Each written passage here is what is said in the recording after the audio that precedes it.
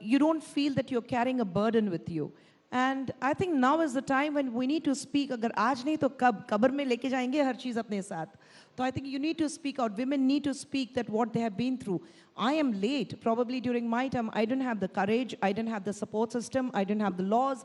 I didn't have the POXO. I didn't have NCW. I didn't have any of the kind of social support in the society what you get today.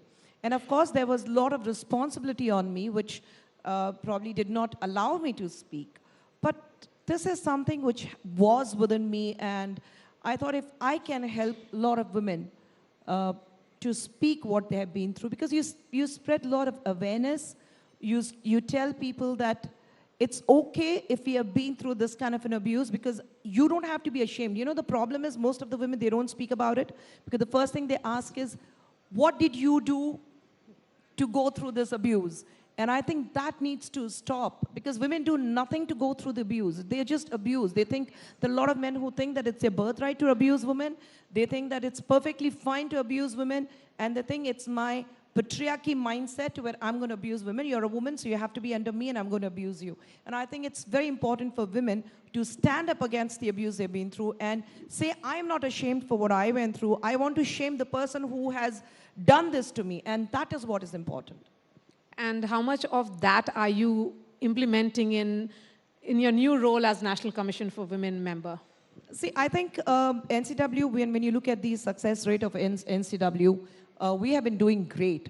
And in fact, you know, what I go through when I go through the history of NCW, I've just assumed the office. But when you go through it, I think in 2021, we had the maximum number of cases in like almost 27,000 cases we had, and out of which 7,000 cases were about right to live with dignity. So I really like that. And of course, then you had the maximum number of the second top rated cases were about domestic violence.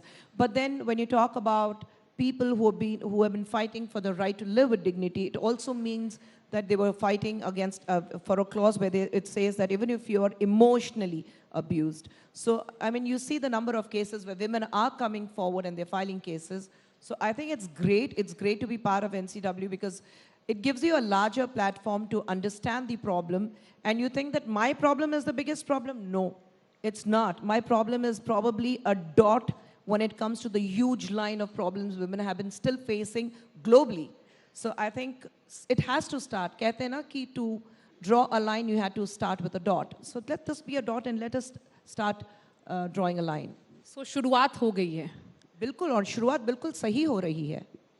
और इस शुरुआत क्या journey कैसा है? मेरा सवाल ये है कि you know, women have to support women, and that's why we look at sisterhood. In women's era, how important is it that women who are in positions of authority, in positions of power, support other women to rise? I think it's extremely important, but what I personally feel is, why are we always looking for a support? What is important is how courageous you are to make a mark for yourself, to make the difference, to bring in the difference in the society. I think the minute you start depending on others, the minute you look at expectation, it leads to disappointment.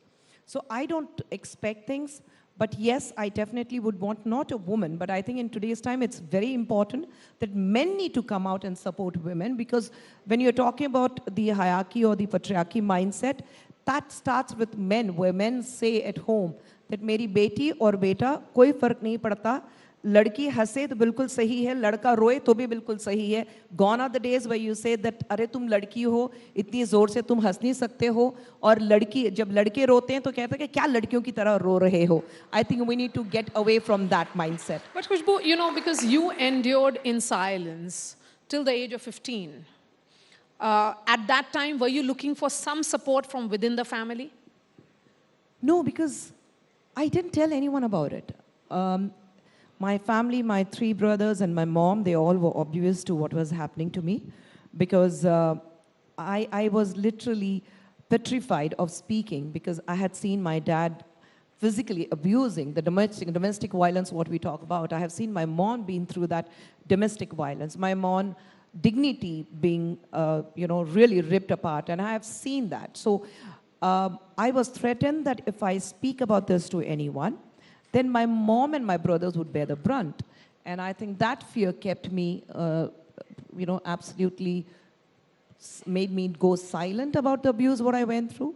But then there comes a time where you say it needs to stop. You have to put a full stop, where you understand that what is happening is absolutely wrong, and especially from a person where every girl thinks that my father is my biggest hero. And when it comes from that person, that kind of an abuse, I think you start really, there was a time when I went through whether, did I go wrong somewhere?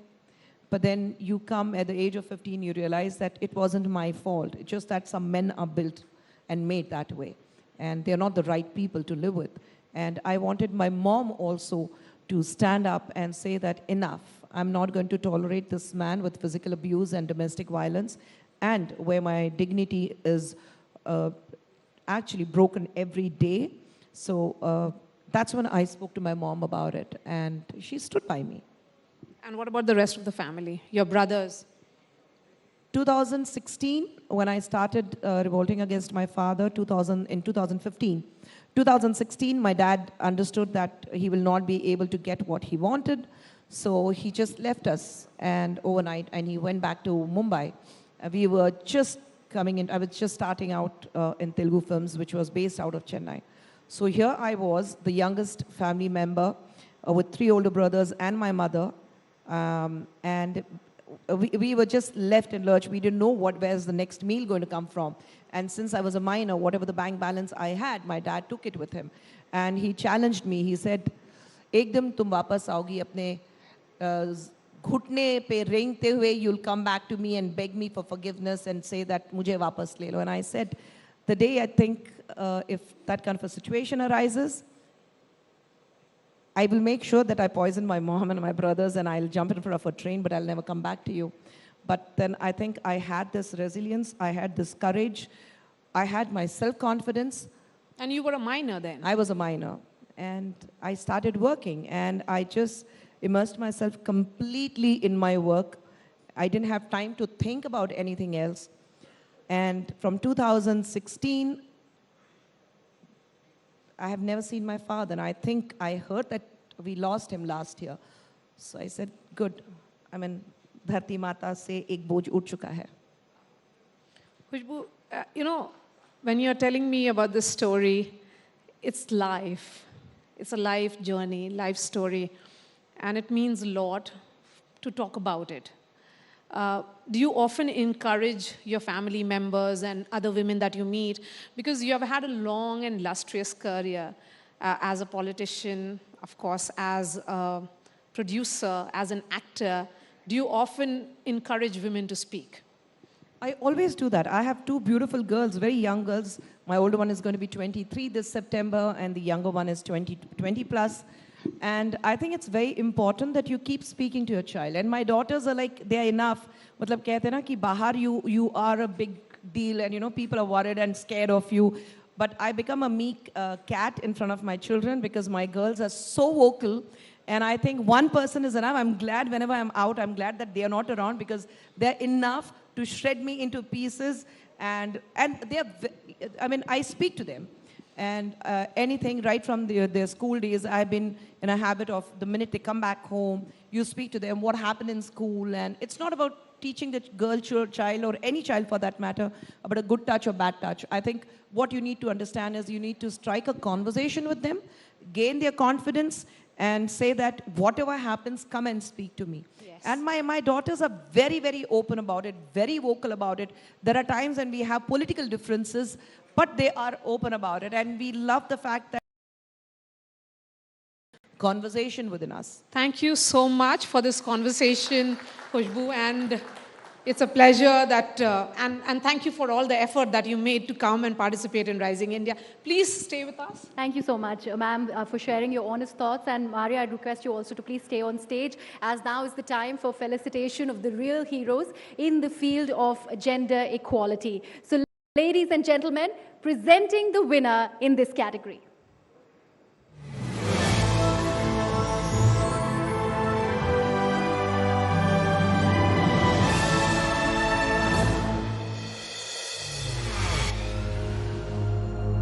In the arid lands of Agrota village, Madhya Pradesh, water is precious and scarce. But Babita Rajput refused to accept this fate. She and her team cut through a part of a mountain to create a path for the water to flow. Today, hand pumps of Agrota have exciting conversation that we hope to have here on the Rising India platform, and this has to deal with India's manufacturing opportunity. Whether we talk about supply chain diversification, we talk about geopolitical risks, we talk about the need to build resilience across supply chains, the opportunity for India at this point in time is something that everyone is talking about.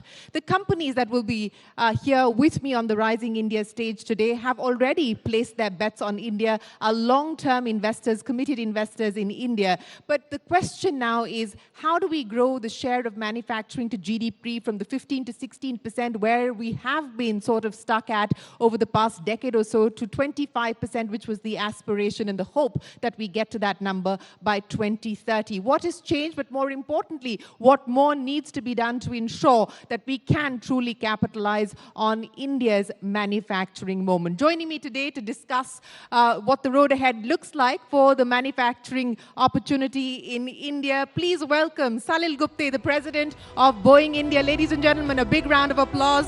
Also with us, Sanjeev Sharma, the CEO and managing director of ABB India. Joining us here on the platform, Sunil Vachani, chairman of Dixon Technologies, one of India's largest homegrown consumer durable companies, and Santosh Iyer, the managing director and CEO of Mercedes-Benz India. Salil right here, Sanjeev right there. Keep the applause going, ladies and gentlemen. We still have Santosh and Salil Vachani walking up on stage. Gentlemen, thank you so much for joining us here. Please take a seat. Appreciate you being here today. I want to start by asking each one of you, as we frame the debate this morning, India's manufacturing moment now or never, and Salil, I'll start by asking you about it. We've all been talking about the fact that over the last 2 years, specifically in a post-pandemic world, in a world where we are seeing geopolitical risks and geopolitical tensions, there is a need for supply chain resilience, there is a need for diversification, that this could be the opportunity for India, that this is the window for India to be able to capitalize on. Are all our ducks lined up? So, I'll start. Thank you so much for having us, Shireen. It's a pleasure to be here with all of you. This is a unique moment. Look, I've been in the aerospace business for my entire career, finance and then with Boeing, the OEM, for the last 14 years. And what I can tell you is for my entire career, people have been telling me that someday, India will be one of the top markets for aviation. Someday, India will have the capability for top quality manufacturing and be part of the global supply chain. And it is crystal clear that in this moment, as we emerge from the global pandemic, someday has arrived. Right? Someday has arrived. Someday has arrived. This is India's moment. Because as companies around the world seek supply chain resilience, this means diversification of the supply chain, dual sourcing, and India has an opportunity to perform at a world-class level, which they are doing in our experience with our billion-dollar-plus supply chain here in India. And as a result of that, they can earn more work in manufacturing here. That performance drives additional work placement, and that's what we're seeing. So someday has arrived.